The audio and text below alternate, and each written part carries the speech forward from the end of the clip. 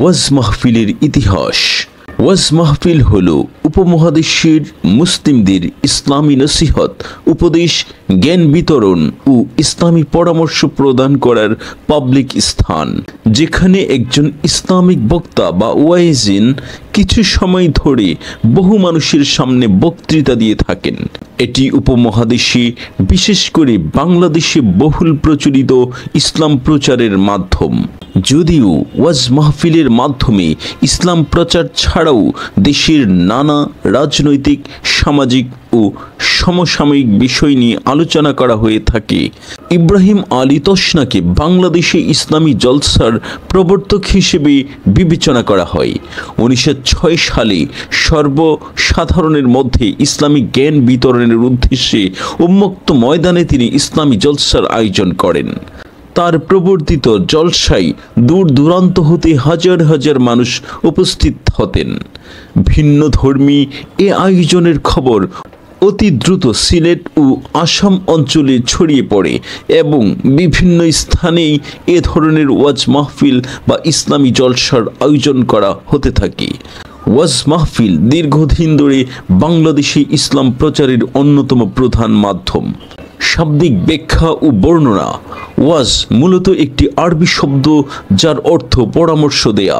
ইসলামী সংস্কৃতি এবং অনুশীলন সম্পর্কে কি করা উচিত এবং কি করা উচিত নয়। অন্যদিকে আরবি শব্দ মাহফিল সমাবেশ, সভা বা মণ্ডলীকে বোঝায়। ওয়াজ মাহফিল সাধারণত খোলা জায়গায়, তাঁবুতে, খেলার মাঠ কিংবা গ্রামীণ এলাকায়, ফসল কাটার পর ধান খেতে বা শহরের রাস্তার মোড়ে এবং জনসাধারণের মাঠে, বিশেষ করে শীতকালে অনুষ্ঠিত হয়। এটি সাধারণত সন্ধ্যায় শুরু হয় এবং মধ্যরাত পর্যন্ত চলতে থাকে। বেশ কিছু বক্তা একের পর এক কথা বলেন, যারা সাধারণত মুফাসসির বা উলামা নামে পরিচিত। প্রধান বক্তা সবার শেষে কথা বলেন। বক্তারা একটি সামান্য উঁচু মঞ্চে সম্মানিত অতিথিদের সাথে বসেন।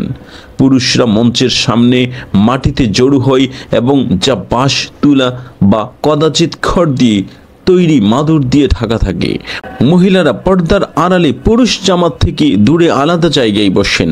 শ্রোতাদের উপস্থিত বক্তার জনপ্রিয়তার উপর নির্ভর করে, যার সংখ্যা কয়েক শত থেকে কয়েক লক্ষ পর্যন্ত হতে পারে। ইমাম গজ্জালি তার আইয়ুহাল ওয়ালাদ নামক গ্রন্থে লিখেছেন, ওয়াজকারীদের ওয়াজ দ্বারা উদ্দেশ্য যেন হয় মানুষকে দুনিয়া হতে আখিরাতের প্রতি, গুনাহ থেকে নেকির প্রতি, লোভ থেকে পরিতুষ্টির প্রতি আহ্বান করা হয়। এর ভিত্তিতে বক্তাগণ শ্রোতাদের পরকালীন মুখী ও দুনিয়া বিমুখ করে গড়ে তোলার প্রয়াস চালান। ইবাদত, বন্দিগি ও তাকওয়ার দীক্ষা দান করা, সর্বোপরি আত্মিক অবস্থা পরিবর্তনের সাধনা করা, এটাই হলো প্রকৃত ওয়াজ। আর যে বক্তা এরূপ উদ্দেশ্য ব্যতি রেখে ওয়াজ করবে, তার ওয়াজ মানুষের উপর বোঝা হয়ে দাঁড়াবে। দিনদার মুসলমান যেন এরকম বক্তা ওয়াজ সম্পূর্ণরূপে পরিহার করে। ওয়াজ মাহফিলের ইতিহাস। ইসলামী সংস্কৃতিতে ওয়াজের একটি দীর্ঘ ইতিহাস রয়েছে। মুহাম্মদ সাল্লাল্লাহু আলাইহি সাল্লাম তার সাহাবীগণ এর সামনে ওয়াজ করতেন এবং তখন থেকেই ওয়াজ মাহফিল ইসলামী শিক্ষার প্রসারের জন্য বিশ্বব্যাপী মুসলিম সমাজে একটি সংস্কৃতি হয়ে ওঠে। ঊনবিংশ শতাব্দীর শেষের দিকে বাংলার ওয়াজ মাহফিল জনপ্রিয় হয়ে ওঠে এবং গ্রামীণ এলাকায় জনগণের সাথে যোগাযোগের একটি কার্যকর মাধ্যম হিসেবে ভূমিকা পালন করে। প্রাথমিকভাবে এ ধরনের জামাতগুলি সাধারণত বিভিন্ন মসজিদ, মাদ্রাসা এবং বিভিন্ন ইসলামী ধর্মীয় প্রতিষ্ঠান দ্বারা সংগঠিত হতো, যেমন ইসলামী গোষ্ঠী দ্বারা পরিচালিত এতিমখানা ইত্যাদি প্রতিষ্ঠানের জন্য তহবিল সংগ্রহের জন্য। কিন্তু 1990-এর দশকে দেশের বিভিন্ন সামাজিক ইসলামী সংগঠন বছরে অন্তত একবার, বিশেষত শীতকালে এ ধরনের ওয়াজ মাহফিল আয়োজন করত। ওয়াজ মাহফিলে অংশগ্রহণকারীদের ধর্মীয় শিক্ষার দ্বারা উদ্দীপিত করা হয় এবং ওয়াজ মাহফিলগুলি ইসলাম, কোরআনের ব্যাখ্যা এবং দৈনন্দিন জীবনে এর প্রাসঙ্গিকতার সবচেয়ে প্রামাণিক উৎস হয়ে উঠেছে, যার ফলে বাংলাদেশি সংস্কৃতি ও সমাজের উপরের মাধ্যমটির একটি বিশাল প্রভাব তৈরি হয়েছে। বাংলাদেশ জামায়াতে ইসলামীর নেতা ও সাবেক সংসদ সদস্য আল্লামা দেলোয়ার হোসেন সাঈদী ওয়াজ মাহফিলের সবচেয়ে সুপরিচিত বক্তা ছিলেন। তিনি একাই ওয়াজ মাহফিলের প্রকৃতি পরিবর্তন করেন এবং 1980 থেকে 90 এর দশকে ওয়াজ মাহফিলকে একটি সামাজিক রাজনৈতিক তাৎপর্য দেন এবং এর মাধ্যমে বাংলাদেশি ইসলামী রাজনীতি জনপ্রিয় করতে সহায়তা করেন। ওয়াজ মাহফিল শুধুমাত্র একটি ধর্মীয় আদর্শের প্রচারের জন্যই নয়, বরং আধুনিক শিক্ষাকে উৎসাহিত করার জন্য ইসলামী নেতা, রাজনীতিবিদ এবং সামাজিক নেতাদের দ্বারা ব্যবহৃত একটি মাধ্যম। কখনো কখনো ওয়াজ মাহফিলে সরাসরি রাজনৈতিক সংগঠনের জন্য ব্যবহার করতে দেখা যায়, যেমন প্রচারকদের নির্দিষ্ট দলের জন্য ভোট চাইতে, নির্দিষ্ট দলের বিরুদ্ধে কথা বলতে দেখা যায়, যা ওয়াজ মাহফিলের মূল উদ্দেশ্যের সাথে কিছুটা অসামঞ্জস্যপূর্ণ। ডিজিটালাইজেশনের মাধ্যমে ওয়াজ মাহফিল, ইন্টারনেটের সহজলভ্যতার কারণে ভিডিও শেয়ারিংয়ের প্ল্যাটফর্ম ইউটিউব বাংলাদেশের ওয়াজ মাহফিলের ভিডিও রেকর্ডিং শেয়ারের একটি প্রধান প্ল্যাটফর্ম হিসেবে আবির্ভূত হয়েছে। সারা বিশ্বের বিভিন্ন প্রান্তে ছড়িয়ে থাকা লক্ষ লক্ষ বাংলাভাষী মানুষ ইউটিউবে এই ভিডিও রেকর্ড করা ওয়াজ মাহফিল দেখেন। তারা এই ভিডিও শেয়ার করার মাধ্যমে বা সামাজিক যোগাযোগ মাধ্যমগুলোতে মন্তব্য করার মাধ্যমে এই প্রক্রিয়ায় অংশগ্রহণ করেন। ওয়াজ মাহফিল এখনও জনসমাগম স্থলগুলোতে সরাসরি আয়োজন করা হয়। আয়োজক বা বিভিন্ন গোষ্ঠী এসব মাহফিলের ভিডিও রেকর্ড করে তাদের নিজ নিজ ইউটিউব চ্যানেলে আপলোড করেন। এই প্রক্রিয়াকে কেন্দ্র করে ডিজিটাল জগতে অসংখ্য ইউটিউব চ্যানেল প্রতিষ্ঠিত হয়েছে। বাংলাদেশ সহ বিশ্বের অন্যান্য দেশের মতো ডিজিটাল চ্যানেল প্রতিষ্ঠিত হয়েছে।